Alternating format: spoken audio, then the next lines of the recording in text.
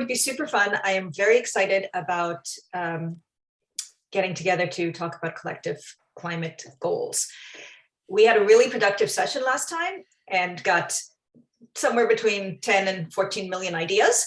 So we're now going to pull those in and make them more specific and work on them so that we can, hopefully by the next time, we'll be bringing these results to the program committee. And then we'll refine them, and in November we'll be able to hopefully make some paths forward. So again, we have Matt here, and we are thrilled to have his help on this.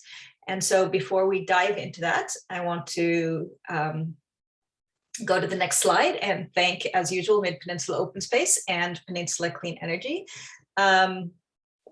This time we are highlighting Power on Peninsula. I hope everyone actually already knows about this in this room, because you all should. And if you don't, please reach out to Kirsten or Vanessa, who are on this call, and get more information about it. We hope that you're spreading it to your networks, and it's a really terrific program. San Mateo is really far ahead as far as offering incentives, and we should be really proud of that and hopefully participate in it. So thank you to them. And like I said, please do reach out to them via chat if you want to during this. As usual, I have a couple of Thrive updates. So on the next slide, you'll see just some events coming up. I think I'm hoping some of you are interested. San Mateo County is one of the few counties that doesn't have a COAD, which is a community organizations active in disaster. So it's a place where community organizations organize and figure out how to communicate with government during a disaster. And we are working on, we're going to talk about what that is and what it looks like on November 8th. And anybody is welcome to that. We are co-sponsoring it with Second Harvest, the county Department of Emergency Management Services, and the local chapter of the Red Cross.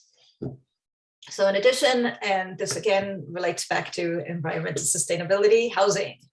Housing is a big thing. So recently SB 9 and SB 10 passed, and a couple of years ago, some other things around ADUs, a lot of housing legislation. So we're going to have Michael Lane, who's the policy director at SPUR, talk about what those mean.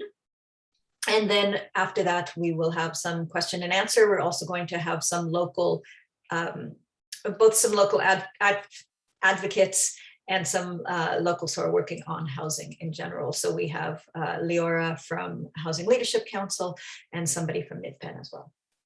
And then for executive directors only, we have a Thrive Leadership Circle luncheon. This is a quarterly program for Thrive members. And this time we're going to be talking about nonprofit employment law, and that is going to be in person. So that's going to be our first in-person event, and just wish us luck. It'll be held at the CZI community space.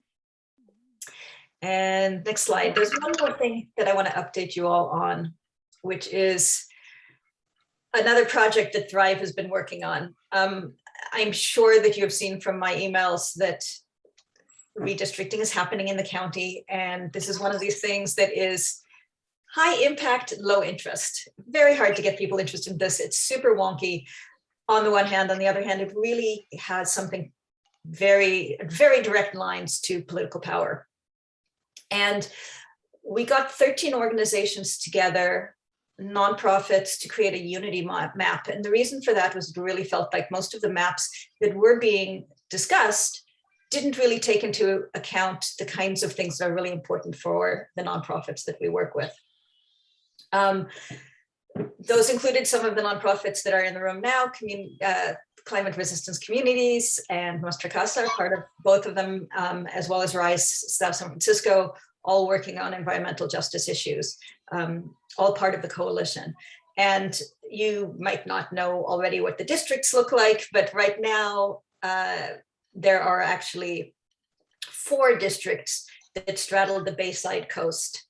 And we thought that it was more important from an environmental point of view to have more of the Bayside together, because they have the same issues, with sea level rise and flooding. And then the hills, if you look at District 2, has more in common as far as fire hazards and open space.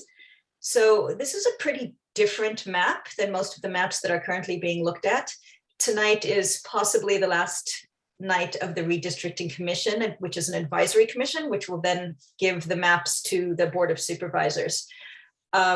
If Nuestra Casa and Climate Resilient Communities will be making public comment tonight. If anybody else is interested in making public comment or in submitting public comment, please just send me a message and we'll explain how to do it. But again, I think that from an environmental justice point of view, if you look at District 1, having all of that Bayshore together, everything it's mostly east of El Camino,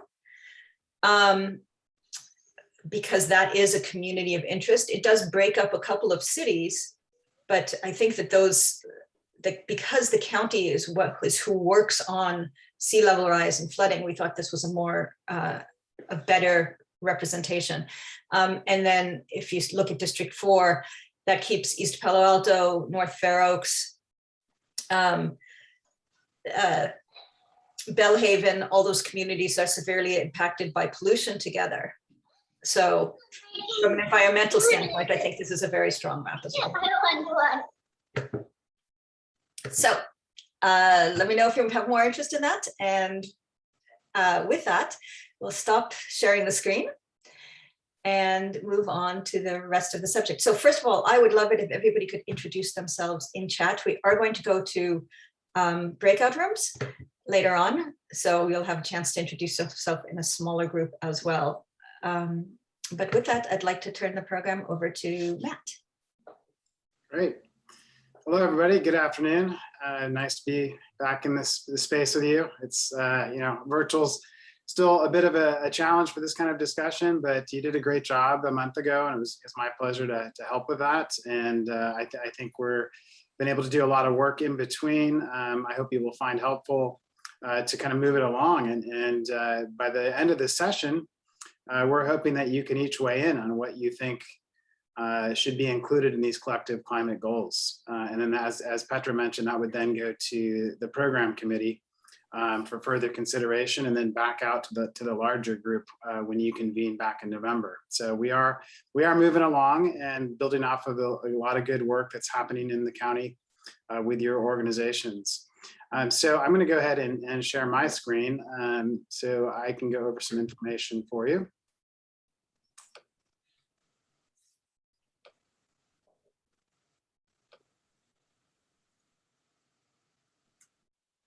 Okay.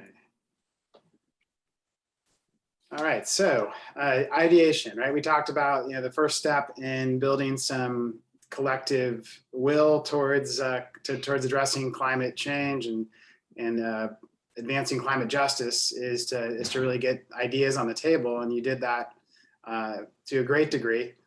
15 pages, and that's actually after I changed the font. It was more than that.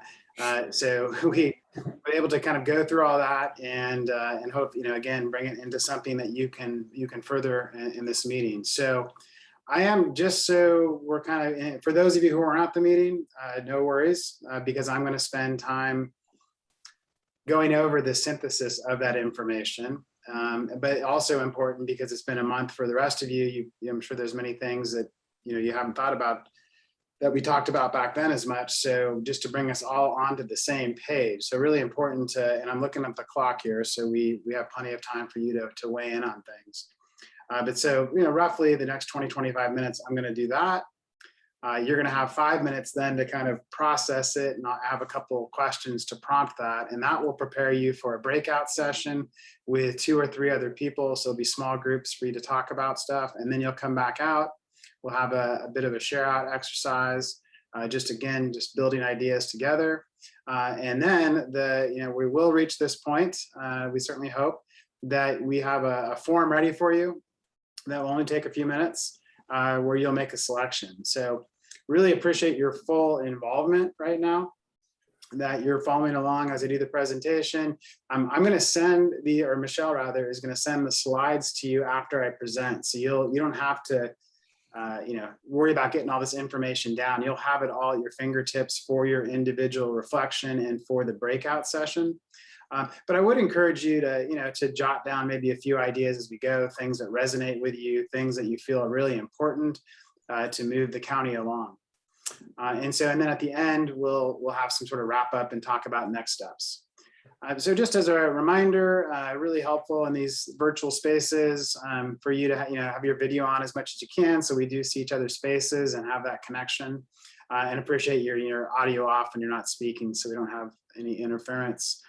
Please do use the chat for questions or comments. I'm not going to be looking at those directly myself, but I'll rely on Petra and Michelle to take a look at those and just let me know if there's a clarification question or something or I need to stop. And if for some reason you put a question in the chat and it's not getting addressed, feel free to speak up. I want to make sure, I haven't confused you and hindered the process in any way. So as please do be open to new ideas and different ways of thinking. You all come at this from different perspectives. Your organizations have different things that you're working on. And the really only way this is ever going to lead to any sort of collective change is to embrace these diverse perspectives, these diverse things you do, and build a strong whole out of them. And in that spirit, please just step up and step back. This is mostly in reference to the breakout sessions when they come up and the share out. So we get to hear as many voices as possible. So we appreciate that effort towards balanced participation. The big question for us all: how can we work together in San Mateo County to best address climate change and climate injustice? The same question that we've had from the start. And bringing to the table the collaborative mindset. You all are doing, very important work for sure. And we hope, that others see that and it all gets reflected in what you build here together. But it's just, important to kind of leave that organization, self-interest at the door. And just kind of come into this space open to whatever ideas appear, so you can build this constellation, and you can all be part of the constellation to move things forward. So the systems that had come up from the survey, right, when I coalesced all that before the first meeting, there was like 40 some plus comments that you all submitted, and they fell into these 10 different areas. Okay, so we're gonna go through how we built on these in the second meeting. Systems is one way to think about it. In each one of these, there are a whole bunch of different moving parts. And when they go together, they produce patterns of behavior, right? So transportation is maybe the easier one to think about. When you think about the infrastructure that's out there, the culture that's there, the rewards, incentives, and so forth, you have certain patterns of behavior that we know are, very car dominant in San Mateo County in the Bay Area.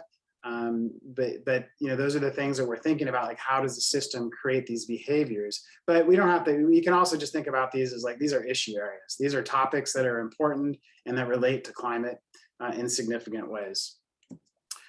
So with that in mind, thank you to Susan Wright and Hillary at the Office of Sustainability for helping provide me with this information. So you have what the county is looking at in terms of countywide admissions. As I mentioned, these slides are going to be available to you after I present. And what I want to do with this is just help to fit it to the previous slide, to the systems that we've talked about that you spent time on last time. And so my effort was to try to move this into that space. And so I took this pie chart and here's what we have when it comes to again, those different systems that we talked about. So, first of all, generation-based emissions, right? So it's important, and you can see that's highlighted at the top, right? That, the way the county has supported cities, really impressive work that RICAPS does to help cities try to identify, how much carbon, methane, other greenhouse gases are actually being emitted directly from what's taking place in our jurisdiction, whether it's through transportation, whether it's through buildings, maybe waste, particularly with food and organic matter and the methane that's released in landfill, and then water, and then there's a couple other sources as well. So yes, from a generation based, or some folks refer to as like production based, although it's not entirely production based because transportation is direct from from cars and public transit and so forth. But transportation, building energy, clearly rise to the top. It makes a lot of sense as to why you're paying attention to these things in San Mateo County, and this is true, well beyond San Mateo County. Natural gas, methane, being 29% of the overall generation-based emissions, and this was as of 2019, so it's fairly current. And then in transportation, almost all of that being on-road vehicles, assuming that includes cars and buses and everything that's on, but primarily cars. And feel free, I think Susan's out there and anybody else, as I'm going through this, you feel free to weigh in if I've misstated something or glossed over something important. So that's one thing to consider, but Susan also helped me, pull in one part from RICAPS, which is a different way of looking at emissions, which is much harder to measure. And that's called consumption-based emissions, right? That's trying to track down emissions. If we think of San Mateo County, all of the activities and things that are consumed in San Mateo County, what's the emissions of those? There was an attempt to do this, and it was through modeling. And it was this really impressive work that was done through UC Berkeley, the Cool Climate Network, in partnership with the Bay Area Air Quality Management District. Perhaps some of you are well versed with this. And that, it's a little older, it's 2015. And since it is a little harder to generate, but it's still, new enough, I think, that it's relevant. The important thing, as it just popped up here, is that when this was done across the Bay Area, not just San Mateo County, but all the counties, it generated 35% higher emissions, right? And I think many of you can kind of make the leap as to why that's the case, because it's a much fuller county, right? It's emissions that relate to air travel, but also services and consumer goods and food and vehicles purchases, not the use of vehicles, but the actual purchases. All these things, that the emissions from those are, a lot of times it's referred to as indirect because it's embedded in the manufacture and processing and transport of these things, so they get to homes and businesses and so forth in San Mateo County. Air travel, of course, is direct, but not typically included in because you're flying well beyond San Mateo County, of course. So this, is something that I encourage you to really be thinking about too. And I tried to crunch a little data for you here as well. That I'll show you in just a minute. But the overarching thing, as you can see, this links the climate crisis to how we live, and it, to all the households and all the operations that are taking place in San Mateo County. This would be an attempt to try to capture all of that impact.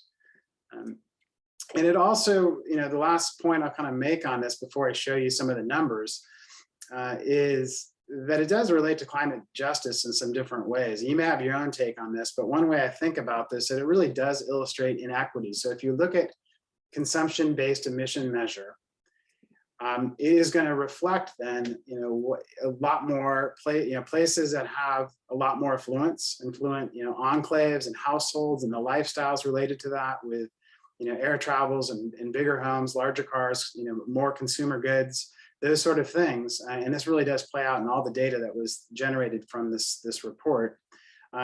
You're going to see, and that's why Bay Area is so much higher, because Bay Area, relatively speaking, is a more affluent place than many other parts in the country.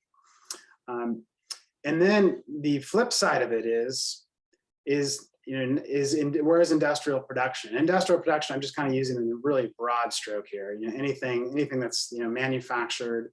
Maybe it could also include energy production.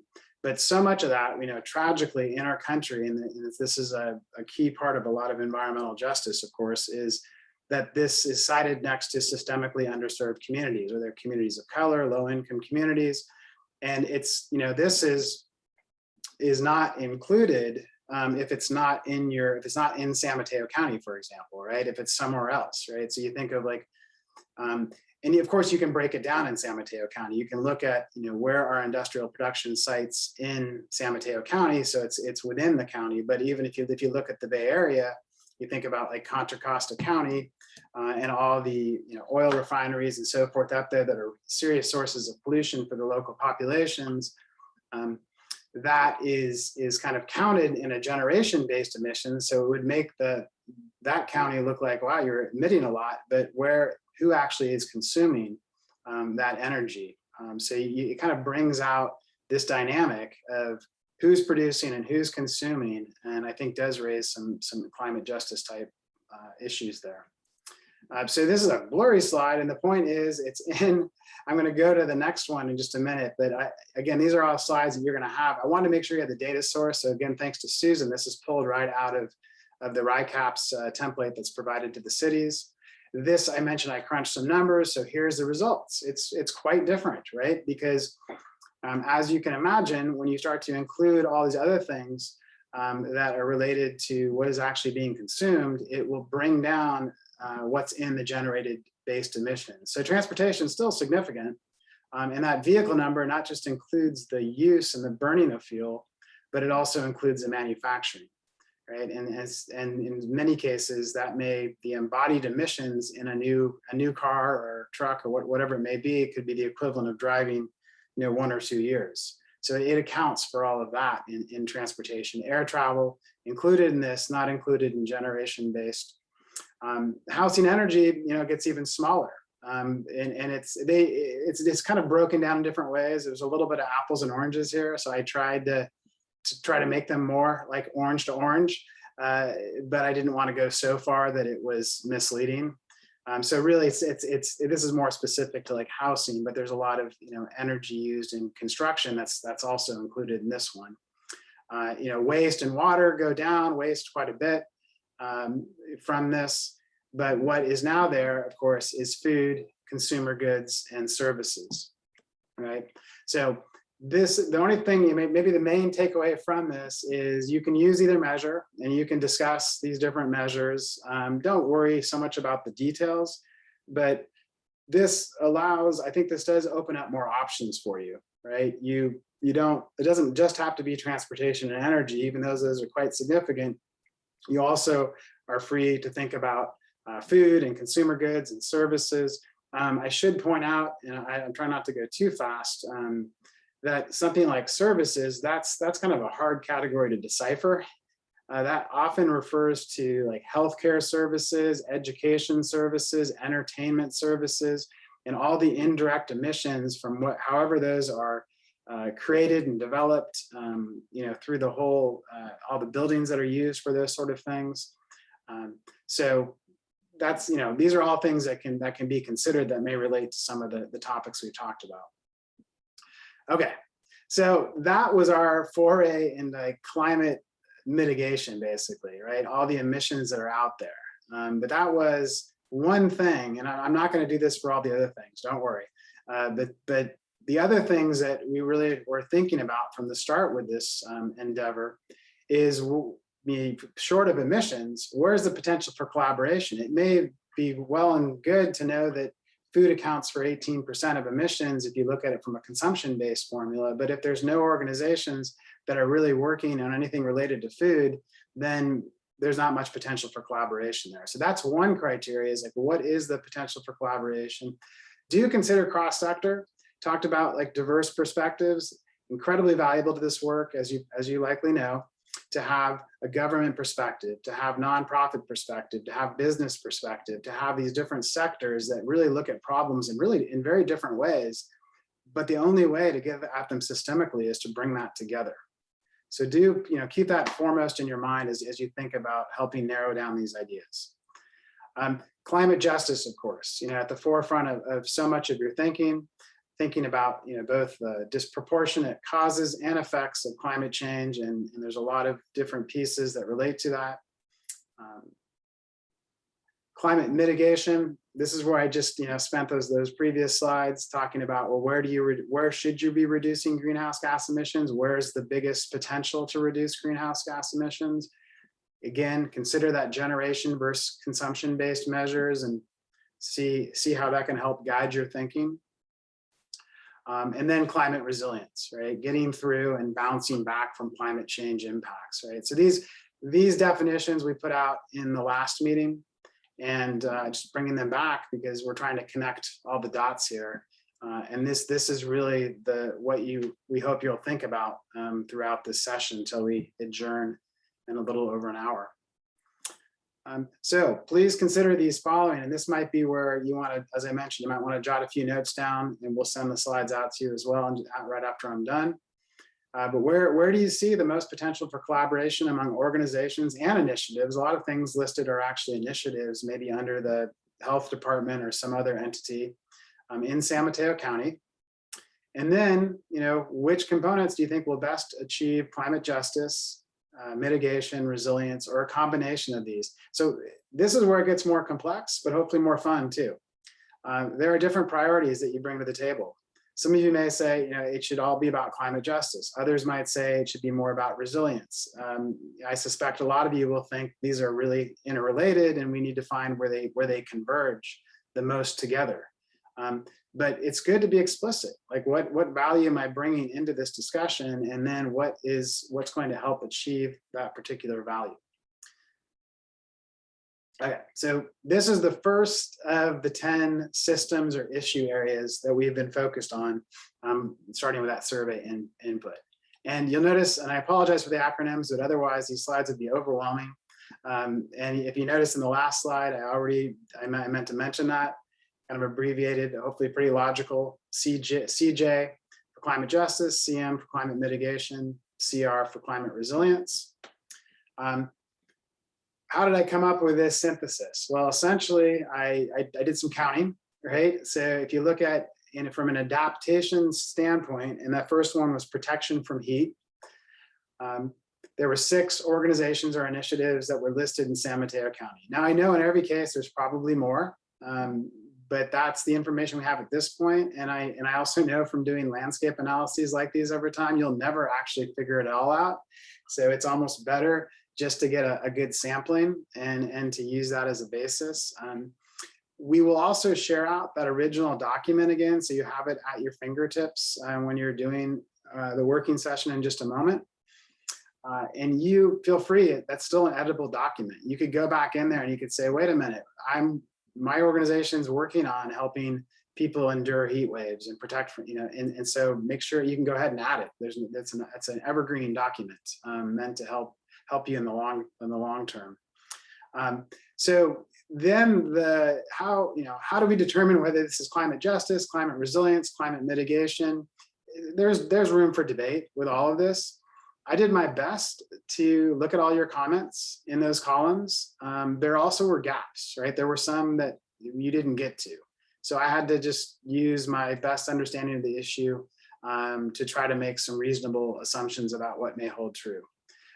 But like in this realm of adaptation, adapting and really protecting from the potential harm from heating, from flooding, SLR, sorry, one more acronym there, sea level rise, smoke, and then again flooding. The differentiation we made was flooding and sea level rise that impacts communities right on the bay, like Petra's map was just showing there. But the other one was infrastructure, like airports and other things that are on the shoreline that aren't necessarily households and neighborhoods, and then of course fires. So in all of these cases, I mean, this is adaptation and adaptations in a very important part, not all of it, for climate resilience. So it clearly fit with those areas, and your comments indicated that. And then climate justice really came into the fact, well, where are the biggest challenges going to be with heat? Who has air conditioning and cooling centers? Which communities are more prone to flooding? Which communities is smoke even a bigger problem with because of local air pollution already? And then smoke compounds on top of that, creating more health problems. So there's real climate justice issues that seem pretty clear there. So I hope you find this synthesis reasonable, but of course, have your own interpretation as well too. I'm not going to go in detail through all of these. I'm going to keep an eye on the time best I can, but I do want to give you a little bit of a sampling, and again, you're thinking about how to then go after where should we focus our energy across our organizations. Okay, so you can see with building energy, this is a big one. And there's a couple, building retrofits for conservation and efficiency, electrification, mostly kind of around appliances, HVAC, water heating, cooking. There are 10 organizations or initiatives. Again, there's probably many more, but in this initial assessment, there was that many already. All of these things listed here, climate mitigation aspects, because they all will bring down emissions in any reasonable, with any reasonable assumption. Some you could say, there's some really great comments from some of you around why some of these are also climate resilience. And it was given the fact that I think with electrification, it was comments around combining solar with batteries, and therefore you're more resilient if power goes out. Rooftop solar and microgrids, building that community resilience. So if the larger grid goes out, you have local power. So there's I again felt like from my assessment, a pretty good arguments that those things would fit there.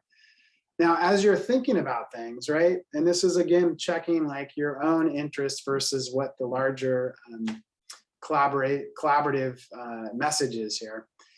You could look at the example down below, new buildings, passive design. Now I could say, from my standpoint, I think that's a really great, important thing we should be doing. However, there's really just one organization or initiative connected to that, right? So if you're like, well, wait a minute, I think passive, that's a really important topic. You can go back to the document and see what organization was there and think about, if you know a lot about this topic, maybe you would determine there's like 5, 6 different organizations that are actually working on that. Then you could certainly bring that to other people for consideration. Okay, so these numbers are not the all and be all, but you got to have some sort of evidence, right? Not just, I think this is a good idea, but I think there actually are a lot of organizations working on it.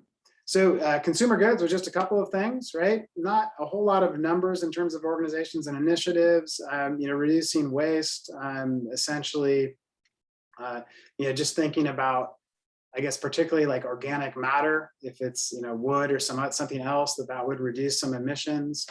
And then plastic packaging was kind of brought up as a climate justice matter, because and then this is kind of on a global perspective, where is plastic pollution kind of washing up on the shores and not being able to, to treat it and so forth. Education, right? So changing mindsets and connected to local ecosystems and habits. Local ecosystems and habitats. You can see, quite a few organizations working on that. Connections that were made to climate mitigation and climate justice with changing mindsets. And you can go back to the worksheet to kind of see the examples as to why there was a link being made to climate justice. And as I said, I'm going to not go too much into detail on the rest of these, but again, just kind of give you a sample so the wheels can be turning about what you think should be the direction. So with food's very interesting. A fair amount of organizations working on some things like local farms and gardens.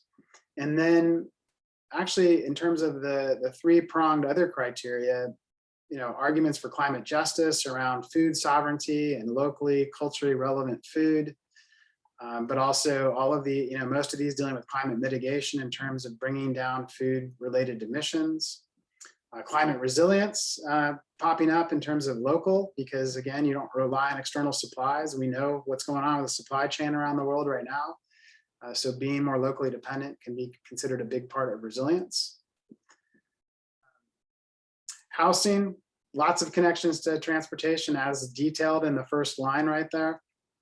And climate justice popping up with all of these, because it does talk about who can afford to live where.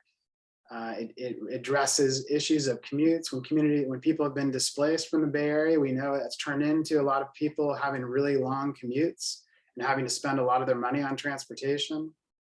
So the housing issue, very central to climate justice, it seems, certainly the way you assessed it initially too.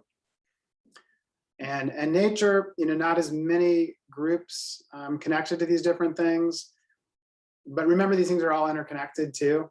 So for example, wetlands restoration at the bottom is also an adaptation tool in terms of flooding and sea level rise, but by themselves didn't pop up with as many organizations in terms of how nature is present in cities and communities across the county.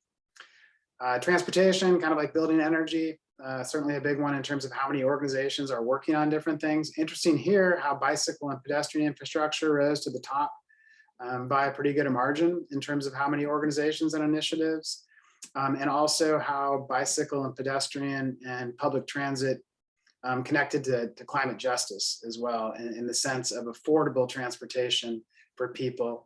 The challenge, you could make an argument for a lot of things here, moving more towards equity and more towards justice, but we know the reality is it's expensive to have a car.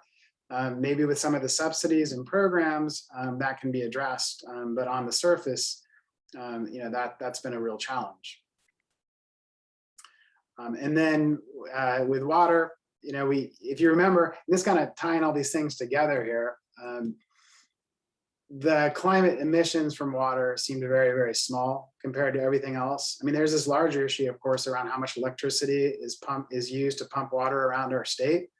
But from whatever data is just for San Mateo County, it seemed quite small. But some things for you to consider there as well, and certainly certainly organizations that are working on these things. So again, you can make connections to things and say, well, actually, even though water may not be a source of a lot of emissions, it's really important in terms of climate resilience. And there are some really good organizations that are working on this. And finally, I believe it's final. Yes, we're down to W, work here. Work is a very broad category around employers in the county. And at the top of the list was community-based organizations and providing more support in a variety of ways. If you look at the worksheet, you can see what those kind of things were. But a number of organizations there, and a strong link to climate justice. And then just all the different types of jobs that could relate to this, or how corporations and businesses conduct their business, and their emissions or related emissions are all kind of to be found in here. Okay. So you're probably, feeling like that's a lot, and that's why we're going to send the slides to you, and that's why we're going to give you 5 minutes before you go into breakout sessions. These are the same questions I put up before for you, but we hope you're able to take. We don't want to give too much time because we know, it's easy then the emails will start popping up on your screen if they're not already. But we're hoping you can devote 5 minutes of your attention just to think about what's in here. And I'm going to exit, so that I'm going to exit the screen share in just a minute, so you can get in the chat. Oh, go ahead, Michelle. Go ahead and share please go ahead and share the link to the slides and the link to the document if you can. And so you're going to spend 5 minutes thinking about where is potential for collaboration, looking at the synthesis of input, and what do you think about what's going to move the needle in terms of climate justice, mitigation, resilience, or whichever priority you think should be out there.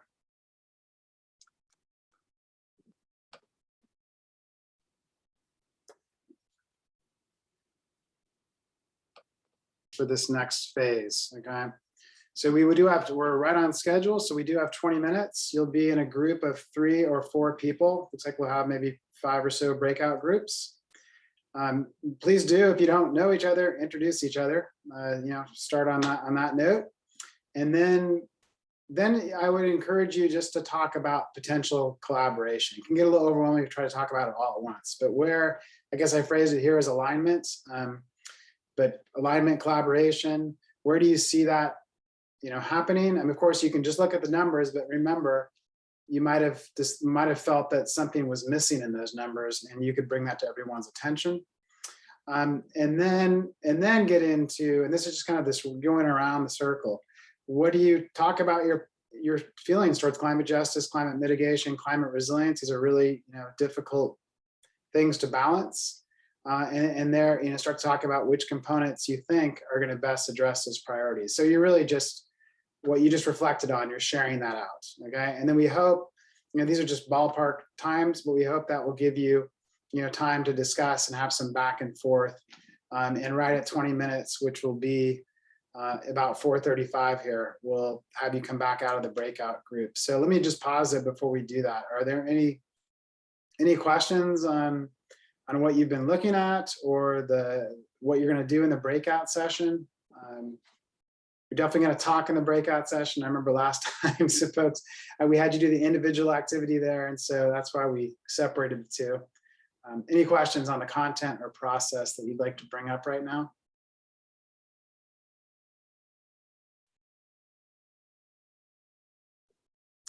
Okay, Michelle, do you want to go ahead and get everybody in breakout rooms?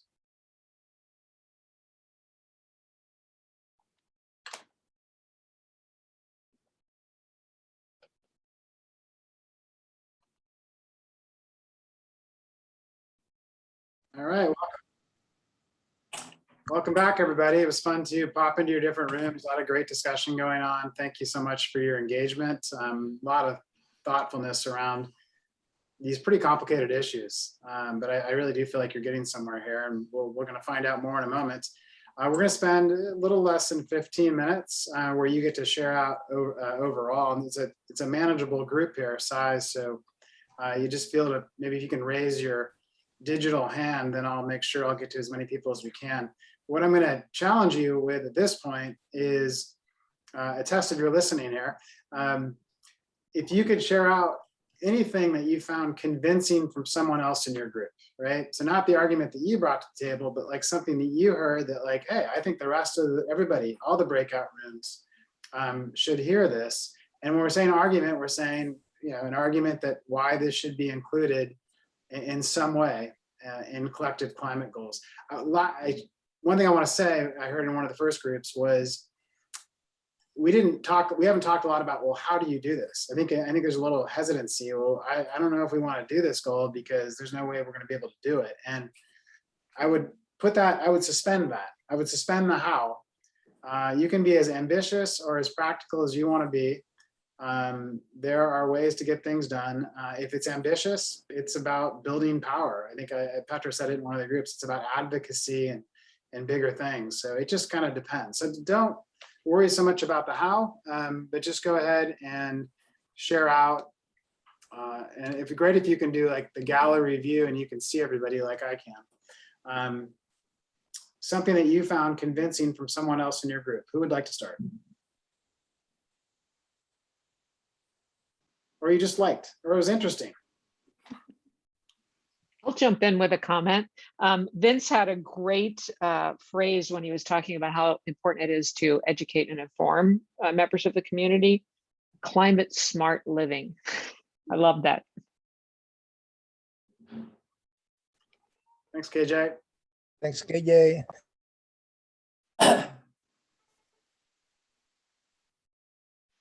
Well, if no one else jumps in, Shelky pointed out that food is really a critically important matter for climate mitigation. And that was kind of in the back of my mind, but she brought it out, and it does seem to me very, very important. And I'll just piggyback off of that. I was also in the breakout room with Alan and Shelky. And Alan, right after, pointed out that at the end of at the start of the pandemic, when we're in conversations like this, a lot of the social service organizations, really pointed out that getting food was a huge priority, and that, thinking about some of our climate goals really wasn't top of mind for them or the communities that they served at that point. So just thought it was great how we're able to make a link also to climate justice and thinking more holistically about, what it means to live and thrive.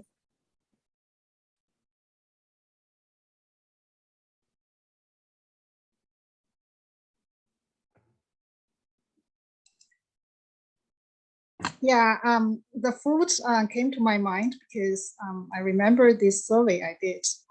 So they pretty much ask you which area represents has the biggest climate change impact, and the item that came on the top actually was food. That something like 26% of the food produced was just thrown away and never consumed.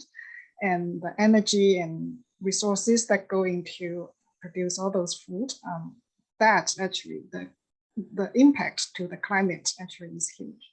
So so it really is at the core of so many problems, that it's the cause of the climate change, and in turn it also has all these impacts for all these other for the climate itself.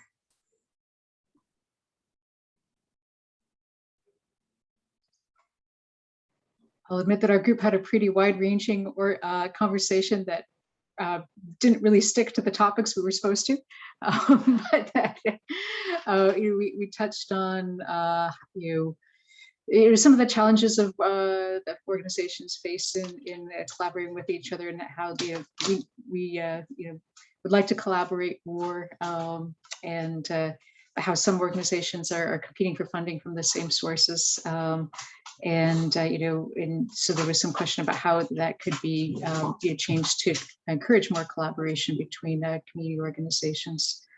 And then also we had Roxana in our group from Under Casa, who I think has dropped off. And we talked a little bit about how, some environmental campaigns, and she brought up, banning plastics, for example, may not resonate with people who just have everyday challenges. And so, trying to find campaigns that people can relate to on an everyday basis. Thank you, Kirsten, and everybody who spoke before then too. We'll carry on, and I hope that I know a few people have had to drop off, as you indicated. I hope the rest of you can stay till 5. We won't go a minute late, but we're really trying to do the form, which will just take a couple minutes while you're here in this discussion. We're not going to send it out to the group because it's based on this criteria we've been discussing. So anyways, it's just my encouragement, just my plug that if you can, to hang in there till 5. We won't go a minute later. So let's hear other comments. I mean, I did kind of challenge, like, what did you hear from other people? But, given we just want to keep the conversation going, anything that you're now thinking about in relation to, from our whole, from the presentation to your group to what you just heard, anything you're thinking about that you'd like to kind of advocate for, like this, you've got the ears of everybody else. So what would you like to see happen? What climate goals would you like to go after? Adrian. So we talked a little bit here about food and how big of a part of the issue it is, and I absolutely agree, but I think that we are also forgetting that food can be part of the solution, and that we have a large agriculture sector in San Mateo County, and there's a huge potential to sequester carbon in soil. And so we could really be, working to improve the viability of farms in our community, to support carbon farming plans, and to make sure that we have those local and resilient food systems, so that people here can have local, food that's not going to be disrupted by, international supply chain issues, and also that we're supporting the people who work on our farms. Thanks. And I'm going to try to stay out of it because we've got 5 more minutes of discussion here. So I'm just going to let you keep responding to each other, asking each other's questions. Just jump in. If you haven't had a chance to speak, please jump in if you'd like. Can I bring up something that we didn't talk about in our group then, just that's occurring to me, which is we were talking about transportation, but I've been thinking a lot about electrification of existing buildings and how that's such a new concept for most people. And so we've been talking a lot about just in general public awareness about these things and the need to understand, like, people think they still are thinking that electricity comes from coal, and so that it would be bad to get more electricity, and they don't realize we have peninsula clean energy, we have really clean electricity, therefore we want to move to electricity. And so we've just been talking a little bit with the Office of Education about how can we create educational materials that could be checked out by teachers, or how can we start meeting people where they are at their groups. Like, I feel like it's almost like a big team of people to go out to the Rotary Club or the PTA or however they're meeting, and just ask to give a presentation very briefly on explaining some of the stuff that is so second nature to me in my work, but it is just a mind blower for people who don't think about it. Great, and thank you for the ideas on like how, but I want to just acknowledge yours. Certainly, it sounds like you're advocating for electrification as a key part of these goals in some form, correct? Okay. Other advocacy out there? Other ideas you'd like to advocate for, you'd like people to consider in like 2 or 3 minutes when you select, you're going to get to select up to 7 That's the magic number, up to 7 of those components. We actually in our group kind of talked a little bit, got a little off topic. We talked about a kind of a moonshot idea. There was Susan's idea of just a bike lane all the way north-south through our county, and like what it would take as far as collaboration to make that happen. Because a lot of people, you know, there's a lot of interest in transportation, but what's kind of one thing that maybe we could actually accomplish? Yes, protected bike lane.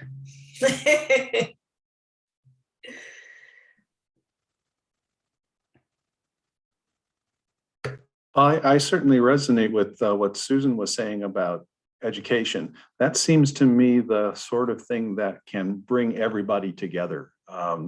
We could cooperate in how we go about doing outreach on all the different things that we care about.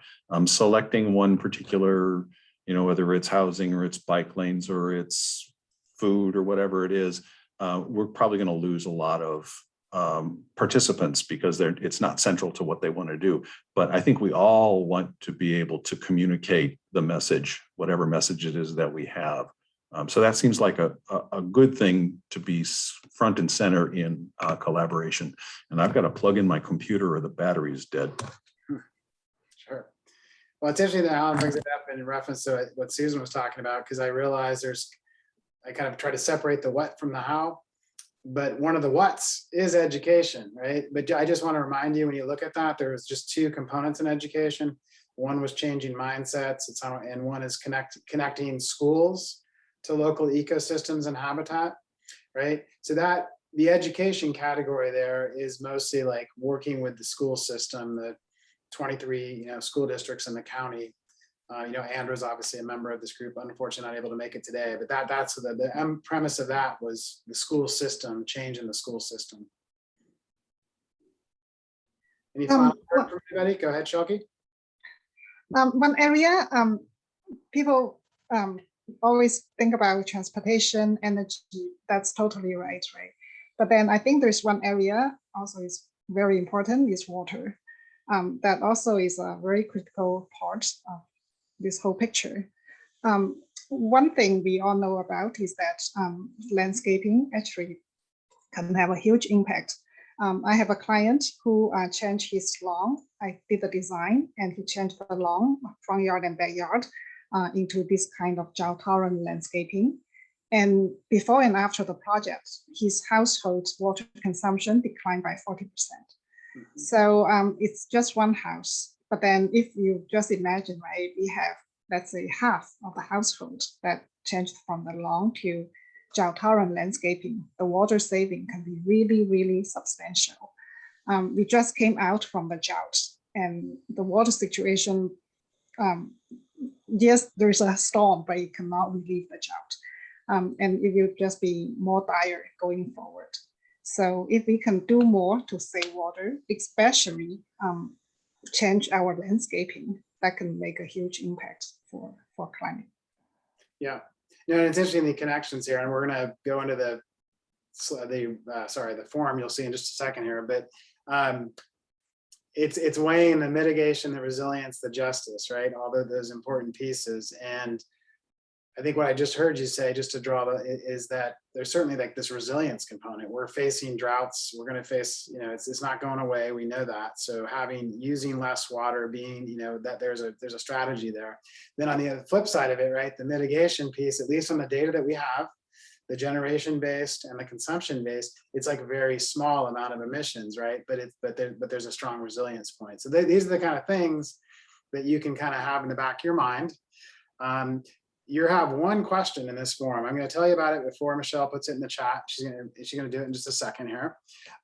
It is, like I mentioned, so there are the system components, right? There's 10 systems, and then there's, I don't know, it's like a total of like 30 components, maybe a little bit more. So these are the ones you've been looking at, we've been talking about. You're going to see them on the list, and you're going to get to choose up to 7 of those. You can choose 2. You might just say, hey, I don't think we need to mess around with anything else. I think it's these 2, and this is where we should focus. But you can choose up to 7, and just feel like this is just another piece of input. Okay, I'm going to work to then see if there's some I'll probably have a few different recommended alternatives that will then go to program committee and then back to all of you, based on that kind of input. And you kind of get this critical voice right now because you were at this meeting and you stuck your chair at the end. But I want to stress again that it's based on the criteria, right? It's not based on necessarily what your organization does or what you do individually. It's based on how many organizations can really get behind this, do you think? What's it going to do to reduce emissions, to help us be resilient, to promote justice, right? So it's a kind of a tall order in a few minutes, but I think you've been thinking about it enough. And if you please take the form between now and before you leave your computer, hopefully it just takes you a couple of minutes. If you want to, I'm going to stay on Zoom. You're free to exit. I'm going to let Petra say any final word before we have the form that goes to you. But if you stick around, we're going to get live results of like what everybody says, and I'll put that up on the screen. But we'll also share that after the meeting, so you certainly don't have to stick around. Any question for me before I pass it to Petra?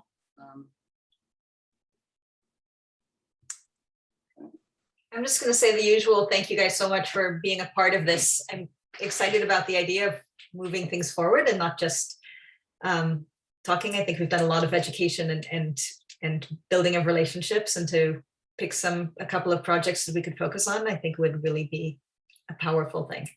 So thank you again to Matt for helping. Please definitely do the form, and we'll get together again in November.